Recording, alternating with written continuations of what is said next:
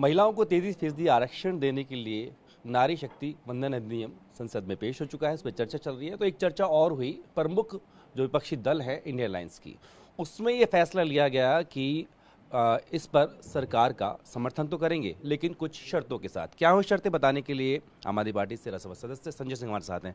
संजय जी, क्या तय हुआ है? देखिए, ऐसा है कि ये जो बिल है, इंडिया गठबंधन ने सारे दलों ने एक स्वर में कहा कि एक चुनावी चाल है, नरेंद्र मोदी जी की चुनावी चाल है, इसके अतिरिक्त कुछ नहीं है। ये महिला आरक्षण बिल नहीं है, महिला बेवकूफ़ बनाओ बिल है। और ये बात मैं इसलिए कह रहा हूं कि डीलिमिटेशन और सेंसस का कोई लेना देना ही नहीं था जो यूपीए का बिल आया था। तो और उसका समर्थन बीजेपी कर रही थी। अब तो आप भी आज आपने उसमें नहीं, तो हम ये आपत्तियां सदन के अंदर दर्ज कराएंगे, हमारे जो सांसद हैं।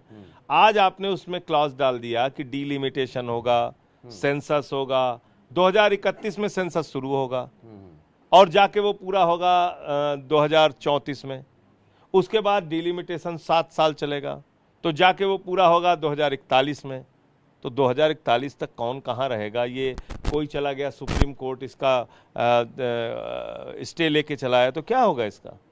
तो ये महिलाओं को आरक्षण देने के लिए बिल नहीं लाया गया है, महिलाओं को धोखा देने के लिए बिल लाया गया है। इसलिए 2024 में इनको सत्ता से बेदखल करके और इस बिल को सही स्वरूप में लागू किया जाए। लेकिन क्योंकि ये दोष इंडिया गठबंधन पे न लगाने पाए कि महिला आरक्षण बिल को इन्होंने रोका, इसलिए इसको वोटिंग के समय में समर्थन करने का निर्णय हुआ है।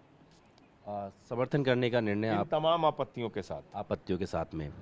दूसरा ये बताइए कि ये कहा जा रहा है, कुछ सांसदों ने आरोप लगाया कि जो उन्हें कल प्रति दी गई संविधान की कुछ शब्द हैं जो कि मूल भावना को प्रेरित हैं, उनको हटाया गया। आप कैसे देखते हैं? देखिए, कुछ शब्द नहीं है, वो शब्द भारत की आत्मा है।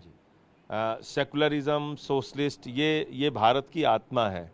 और अगर आप समाजवाद के सिद्धांत की बात करते हैं तो समाजवाद क्या कहता है? समता मूलक संपन्नता युक्त समाज की स्थापना।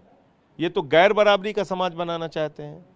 ये तो देश के लिए काम कर नहीं रहे, अपने दोस्तों के लिए काम कर रहे हैं। 13 लाख करोड़ रुपए पूंजीपति दोस्तों का माफ किया है मोदी जी ने। तो इसलिए ये जो बिल है अपने आप में, और जो इन्होंने शब्द हटाया है, दोनों काम इन्होंने कल ऐसा किया जिससे कि देश में एक मैसेज जाए कि मनमानी चलेगी मोदी जी की, मनमानी चलेगी भारतीय जनता पार्टी की। आप कल एक ऐसा बिल लेके आ रहे हैं जो महिलाओं के खिलाफ है। कल ही आप भारत के संविधान को, जो उसकी मूल आत्मा है, उससे 2 शब्द आप निकाल के प्रतियां बांट रहे हैं। तो इसका बहुत ही गलत संदेश देश के अंदर गया है। दूसरा एक महत्वपूर्ण सवाल है कि जिस तरीके से भारत और कनाडा के बीच के रिश्ते की बात करें तो बहुत ही वहाँ के जो प्रधानमंत्री हैं उन्होंने संगीन आरोप लगाए हैं भारत पर। हरदीप सिंह निंजा जो कि वहाँ पर खालिस्तानी गतिविधियों में शामिल थे, इसको आप कैसे देखते हैं? देखिए, भारत ने कभी किसी देश के अंदर आतंकवाद और हिंसा नहीं फैलाई, और इसलिए भारत के ऊपर ऐसा आरोप लगाना जस्टिन ट्रूडो की तरफ से बहुत ही गलत है और ये भारत के स्वाभिमान और सम्मान के खिलाफ है। ऑस्ट्रेलिया भी इसमें जो है वो भी कह रहा है कि भले ही जांच चल रही है लेकिन आरोप बेहद गंभीर है। आरोप बेहद गंभीर है, बिना किसी प्रमाण के आप कुछ भी बोले जा रहे हैं, तो ये ठीक बात नहीं है। कोई भी देश हो, कोई भी दुनिया का देश हो, वो कम से कम भारत के खिलाफ ये नहीं कह सकता कि हमने दुनिया के किसी भी हिस्से में आतंकवाद फैलाया हो, हिंसा फैलाई हो, हत्या कराई हो, नफरत फैलाई हो।